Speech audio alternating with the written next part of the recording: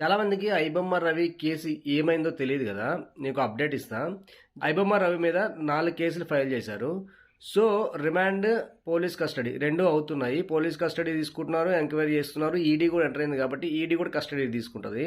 So, ఏది ఏమైనా 6 నెలల నుంచి 8 నెలల వరకు ఐబొమ్మ రవికి బెయిల్ వచ్చే ఛాన్స్ ఉండదు. ఈలోపు వీళ్ళు ఎంక్వైరీలు కంప్లీట్ చేసి, కస్టడీలు కంప్లీట్ చేసి, ఆ తర్వాత వీళ్ళు ఏదైతే ఎవిడెన్స్ ఉందో ఆ ఎవిడెన్స్ కోర్టుకి సబ్మిట్ చేసి, ఛార్జ్ షీట్ ఫైల్ చేసి, ఇదంతా ఎక్కువ టైం తీసుకుంటేనేమో మనం ఏదైతే ఈ 6 మంత్స్ పీరియడ్ ఉందో దీన్ని చూపించి ఇప్పటివరకు రిమాండ్లోనే ఉన్నాడు, ఇప్పటివరకు కస్టడీలోనే ఉన్నాడు కాబట్టి తనకి ఏదైనా షూరిటీ ఇచ్చేసి బెయిల్ ఇమ్మని చెప్పేసి అప్రోచ్ అవుతారు. ఎందుకంటే ఇప్పుడు బెయిల్ అప్లికేషన్ పెట్టినా కొట్టేస్తుంది కోర్టు. ఎందుకంటే పోలీసు కస్టడీ అడుగుతున్నారు, వాళ్ళు ఎంక్వైరీకి అడుగుతున్నారు కాబట్టి 4 కేసులు బుక్ అయినాయి కాబట్టి.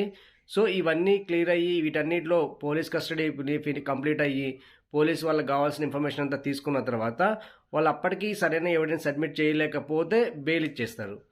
లేదు, సో ఆ ఛార్జ్ షీట్ ఫైల్ చేసి మొత్తం ఎవిడెన్స్ క్లియర్ కట్గా ఉంది, అఫెన్స్ జరిగిందని వాళ్ళు ప్రూవ్ చేయగలిగితే పనిష్మెంట్ ఇస్తారు. ఏదేమైనా ఇంకొక 6 నుంచి 8 నెలల వరకు అయితే ఐబొమ్మ రవి జ్యుడిషియల్ కస్టడీలోనే ఉండాల్సి వస్తుంది.